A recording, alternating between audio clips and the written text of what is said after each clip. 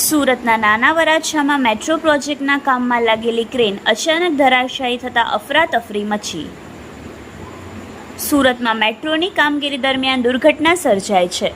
સુરત શહેરના નાના વરાછા વિસ્તારના ચીકુવાડી નજીક મેટ્રોની કામગીરી કરતી વખતે ક્રેન તૂટીને બાજુમાં રહેલા મકાન પર પડી હતી, જેમાં ક્રેન પડવાથી મકાનને નુકસાન પહોંચ્યું હતું.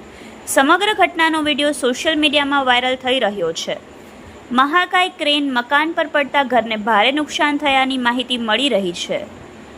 મેટ્રોની કામગીરી દરમિયાન ક્રેન પલટી મારતા સમગ્ર વિસ્તારમાં અફરાતફરીનો માહોલ સર્જાઈ ગયો હતો.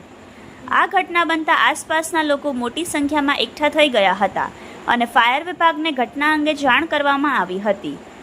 ઘટનાની જાણ થતાં ફાયર વિભાગની ટીમ ઘટના સ્થળે દોડી આવી હતી અને આ ઘટનાના ભયાનક વિડીયો સામે આવી રહ્યા છે. જો કે આ ઘટનામાં કોઈ જાનહાનિના અહેવાલ હાલ મળી રહ્યા નથી.